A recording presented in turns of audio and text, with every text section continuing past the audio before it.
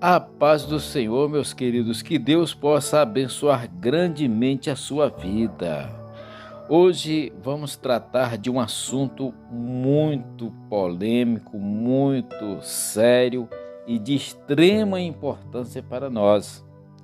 A palavra de Deus, ela é o prumo para a nossa vida. A palavra de Deus é que nos leva a ter a certeza da nossa salvação e a edificar a nossa fé em Cristo Jesus. Para a nossa meditação, o estudo da palavra de hoje, nós vamos ler um trecho que está no capítulo 13 do livro de Números, alguns versículos, onde fala dos espias que foram escolhidos por Moisés para olhar a terra e trazer as informações necessárias.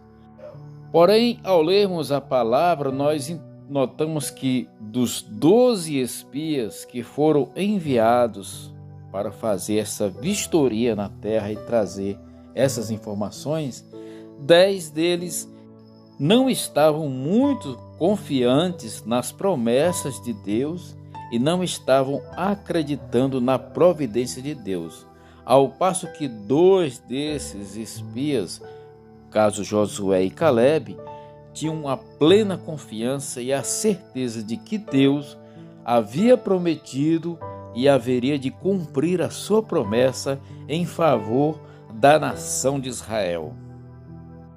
Hoje em dia não é diferente o que acontece no meio da igreja, no meio do povo cristão. Muitas vezes nós vemos que pessoas que falam de Jesus, confiam em Jesus, mas não acreditam na providência divina de Deus. Não acreditam que Deus já resolveu os problemas e que pela fé nós temos que receber e saber que Deus já nos entregou. Porque Jesus Cristo, ele garante, ele diz, eu venci o mundo. Jesus, ele não só venceu o mundo, mas ele venceu também a morte e ele venceu também o diabo. Ou seja, Jesus Cristo, ele venceu a morte, o mundo e o diabo. Então nós temos que ter esta certeza em nosso coração. E no estudo de hoje nós vamos ver que nós somos enviados a possuir a nossa herança. Aqui o povo estava caminhando em direção à terra prometida, a terra que Deus havia prometido a Abraão, o pai da grande nação Israel. E para nós, Igreja do Senhor eleita, estamos caminhando para a Nova Jerusalém, para os lugares celestiais preparados por Cristo Jesus a todos quantos o receberam como Senhor e Salvador. Amém? Muito bem, então vamos ao estudo de hoje.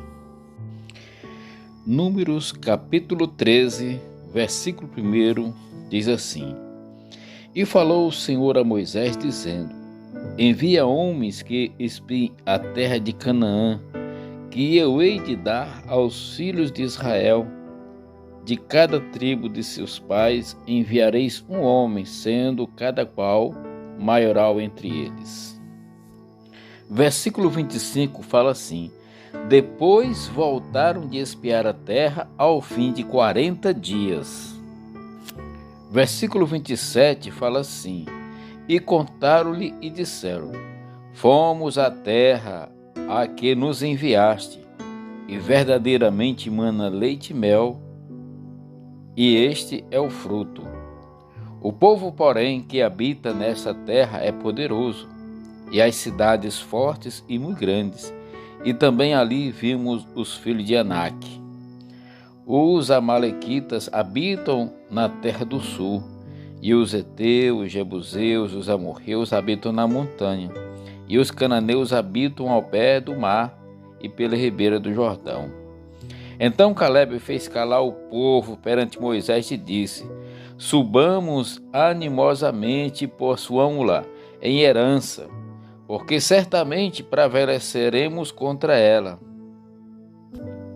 Porém, os homens que nela subiram disseram: não podemos subir contra aquele povo, porque é mais forte do que nós, e infamaram a terra que eles tinham espiado perante os filhos de Israel, dizendo: a terra pelo meio da qual passamos a espiar é terra que consome os seus moradores, e todo o povo que vimos no meio dela são homens de grande estatura. E também vimos ali gigantes, filhos de Anak, descendentes dos gigantes. E éramos aos nossos olhos como gafanhotos, e assim também éramos aos seus olhos. Nessa passagem, podemos observar a incredulidade dos 10 espias tinha duas dimensões. Primeiro, a fidelidade que Deus sempre demonstrara ao seu povo não levou esses 10 homens a um relacionamento de lealdade com ele, com Deus. E, em segundo lugar, não confiavam em Deus nem nas suas promessas a respeito do seu futuro.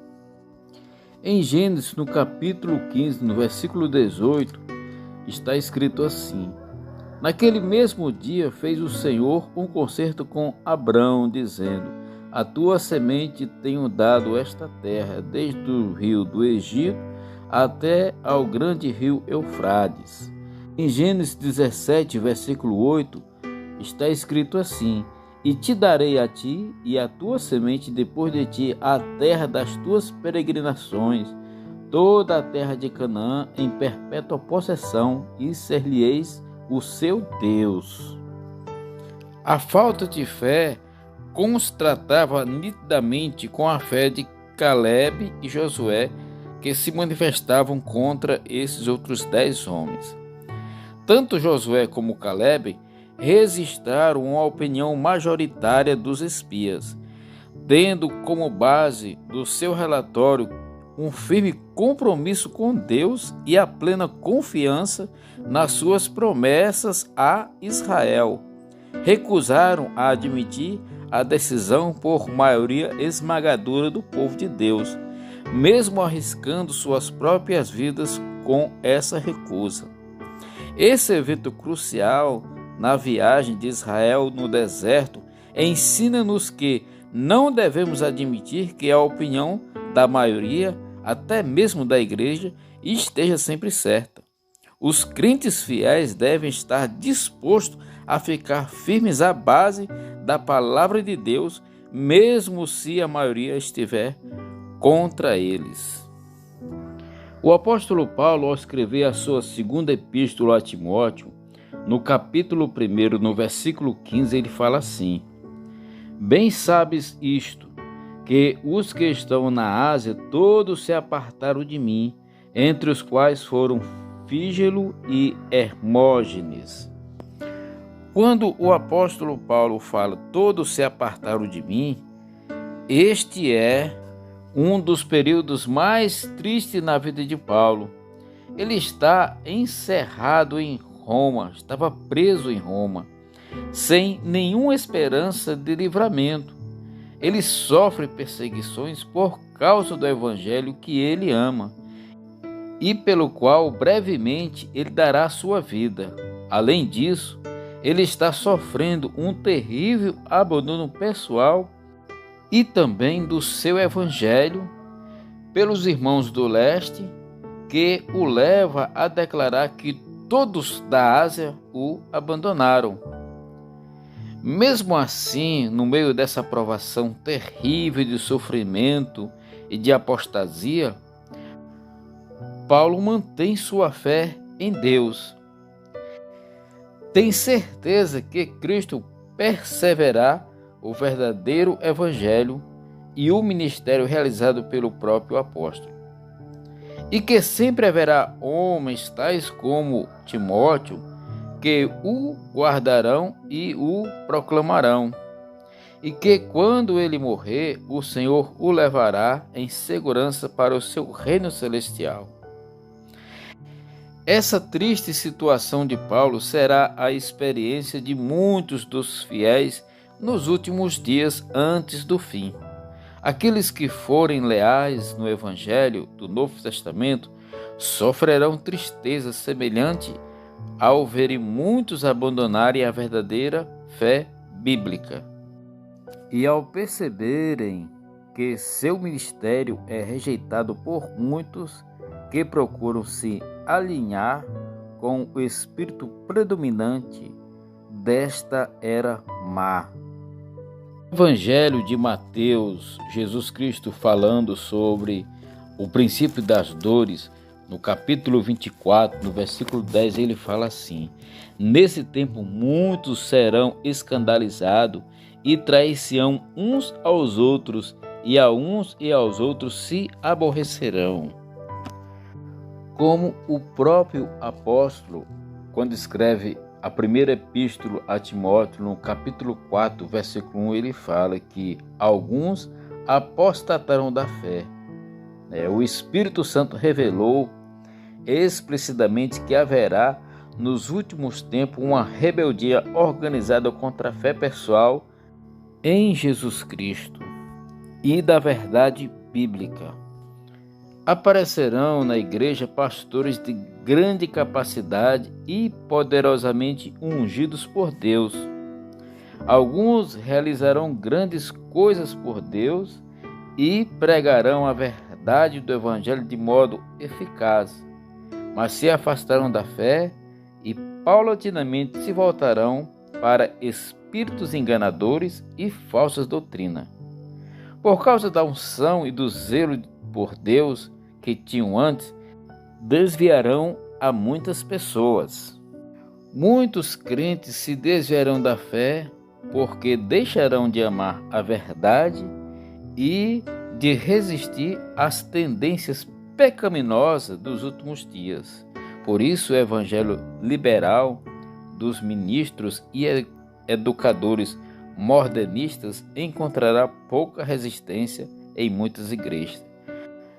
A popularidade dos ensinos antibíblicos vem sobretudo pela ação de Satanás, conduzindo suas hostes numa oposição cerrada à obra de Deus. A segunda vinda de Cristo será precedida de uma maior atividade de satanismo, espiritismo, ocultismo, possessão e engano demoníacos no mundo e na igreja.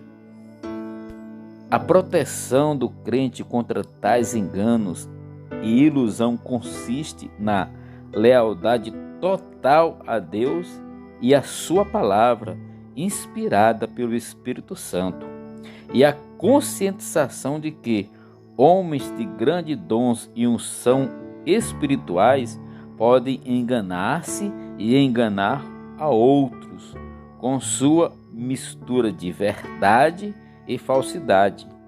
Essa conscientização deve estar aliada a um desejo sincero do crente praticar a vontade de Deus e de andar na justiça e no temor de Deus. Os crentes fiéis não devem pensar que, pelo fato da apostasia predominar dentro do cristianismo nesses últimos dias, não poderá ocorrer reavivamento autêntico, nem que o evangelismo segundo o padrão do Novo Testamento não será bem sucedido.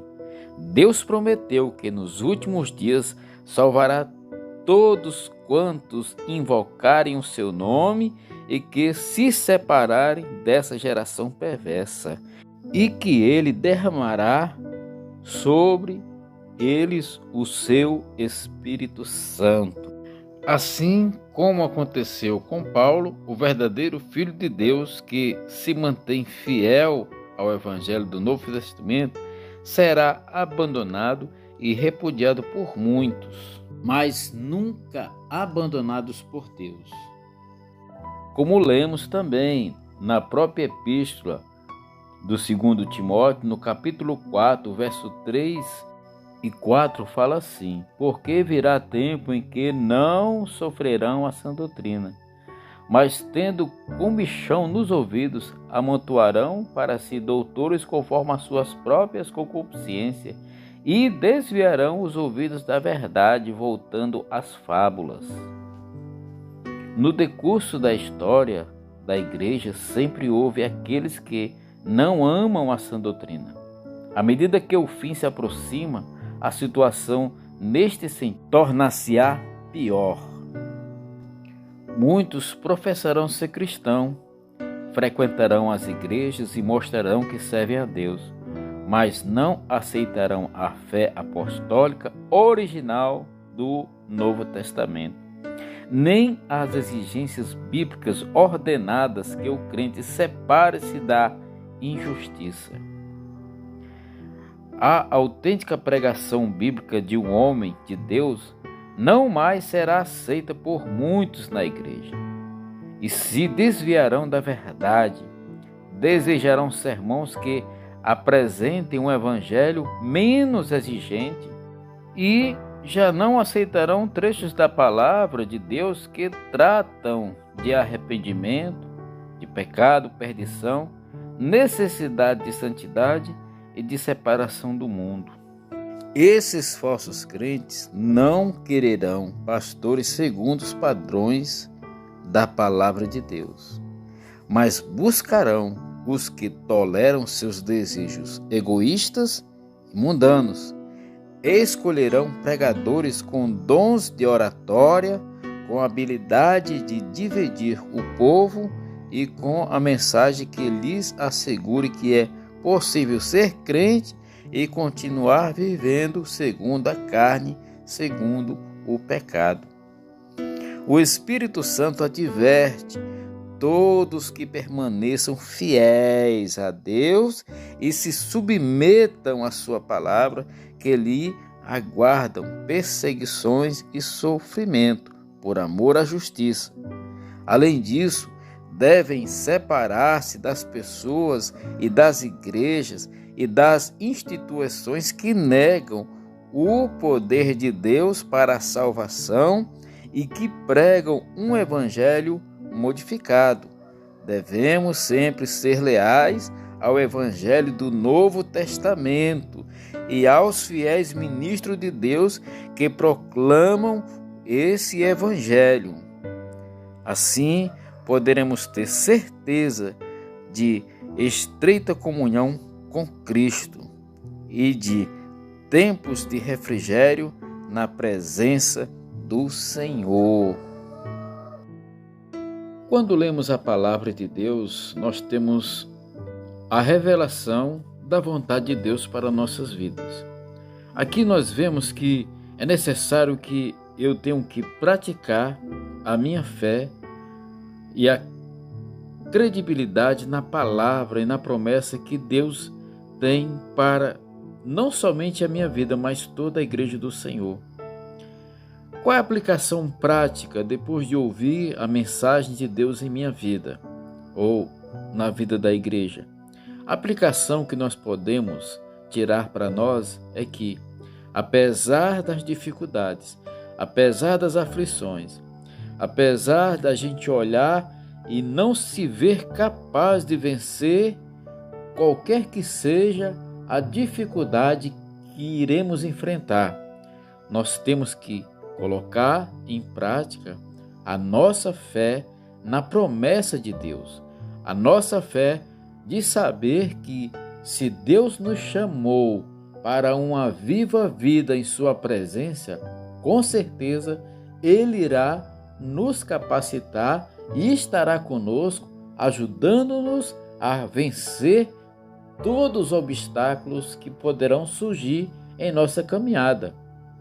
Deus é quem está no controle de todas as coisas. Então, o meu conselho para a minha própria vida e para a sua vida é que venhamos a praticar, venhamos a nos guardar das armadilhas que o mundo pode nos oferecer.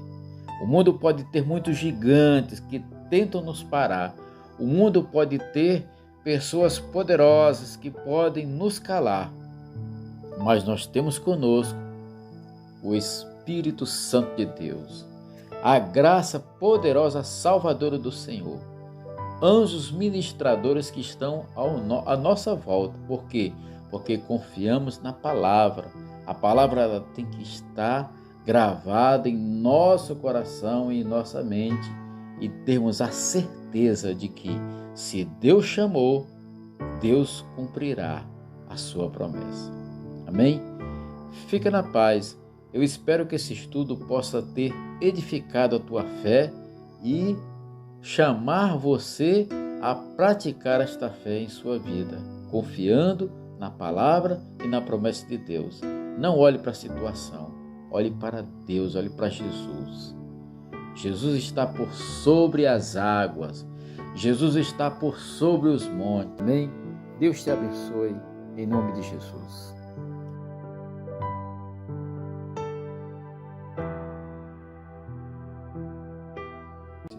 O seu sangue está vivo e pelo seu sangue vivo nós temos vida. Em nome de Jesus. Fica na paz, meu querido. Ajude-nos a levar o Evangelho, a palavra da verdade, para as pessoas que estão precisando ouvir a palavra de Deus. Amém? Fica na paz. Que Deus te abençoe.